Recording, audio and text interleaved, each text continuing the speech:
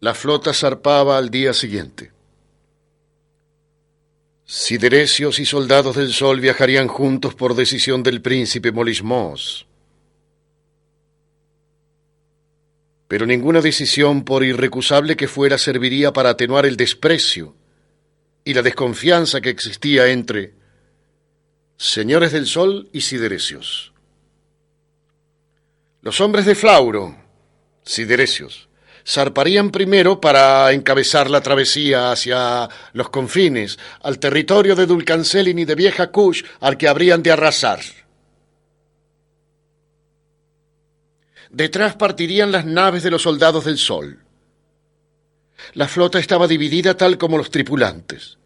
Aún así, los soldados del Sol estaban obligados a dejar en manos de un grupo de siderecios el gobierno de sus naves, puesto que ellos no tenían más pericia que la obtenida en los trayectos costeros que realizaron regularmente antes de la guerra de Miságenes con fines mercantiles o de gobierno hasta las aldeas de la estirpe y de Beleram.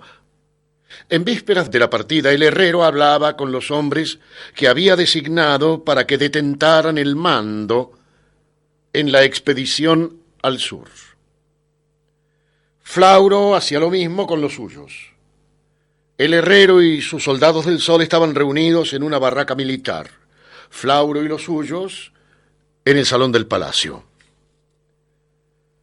Tal como hemos dicho, repetía el herrero, lo mejor será que nuestras fuerzas se separen de los siderecios durante el viaje. Una vez en tierra resultará más costoso. Sin embargo, solo podrán hacerlo cuando estén próximos a su destino y avisten una costa dócil para el desembarco. Va a ayudarlos la distancia que los propios siderecios se encargarán de mantener, ansiosos por arribar ellos antes que nosotros. Llegado el momento, doblegarán a los siderecios que estén al frente de sus naves y los obligarán a torcer el rumbo. La travesía es larga.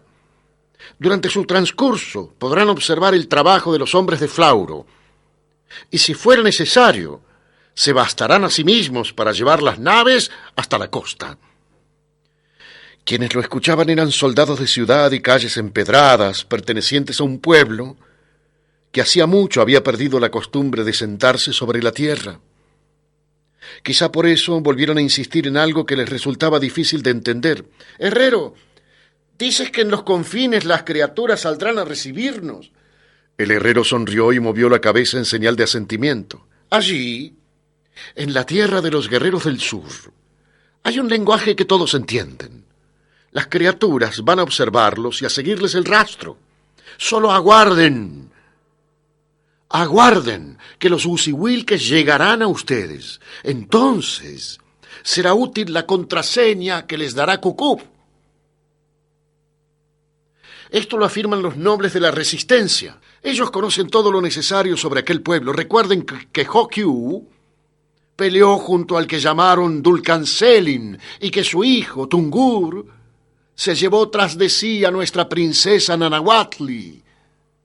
La historia de la princesa que había huido en busca de su amor era conocida por todos en el país de los señores del Sol. Pero recuerden, continuó diciendo el herrero, que nada es tan importante como determinar con acierto el sitio apropiado para alejarse de los siderecios con la menor pérdida posible. Ellos intentarán detenerlos, pero no van a torcer el rumbo ni las órdenes por perseguirlos a ustedes. ¿Y si lo hacen? Llevarse a los siderecios detrás de ustedes sería un buen modo de defender las aldeas de nuestros amigos del sur. Sin embargo, no creo que eso ocurra. En el palacio de mando, Flauro también daba órdenes estratégicas. Lo harán en el extremo sur, antes de poner proa hacia el oeste. Y que sea de tal modo que ni una sola de sus naves logre salvarse. ¿Qué diremos a nuestro regreso? ¿Qué pasó con los soldados del Sol? Flauro sonrió y jugó con los rulos de su cabello. Tal vez podríamos decir que sus naves fueron asoladas por una extraña peste y que luego fue necesario quemarlas para evitar que el daño se propagara hasta nosotros. O tal vez que murieron en manos de los brujos Hughes y Wilkins. Eso no importa ahora.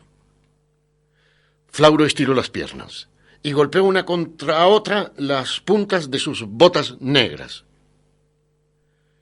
No sé todavía qué desea esa Asila, pero no se trata solamente de veleidades de soberana, ni de desplantes ociosos por los que nos metió a sus soldados en las naves. El capitán de Misáyanes desconfiaba de Asila desde el día mismo en que la conoció. Muy pronto creció en él una fuerte aversión hacia aquella mujer de Molismos. Hasta comer en su presencia le resultaba intolerable. O rozarle los dedos cuando ella le ofrecía su mano como saludo frente a Molismos era repugnante para el capitán Siderecio. Pero, aunque se tratara de eso, sería suficiente para mí, dijo Flauro. La soberana que no sabe hablar se sintió poderoso obligándonos a embarcar a sus soldados para dar la batalla allá en el sur. Muy bien. Lengua de morada va a saber que la repugnancia es motivo suficiente para un capitán de Misáyanes. Es posible que cuando conozca la suerte de sus soldados le suceda lo que a mí frente a sus jugadas. Nada podrá ser más que tragar amargo. Flauro había ordenado arrasar las naves del Sol en alta mar, y que ni una sola pudiera regresar a contarlo. Nadie mencionó a los propios hombres asignados a viajar junto a los soldados del Sol. Quien pensara en ellos también estaría condenado.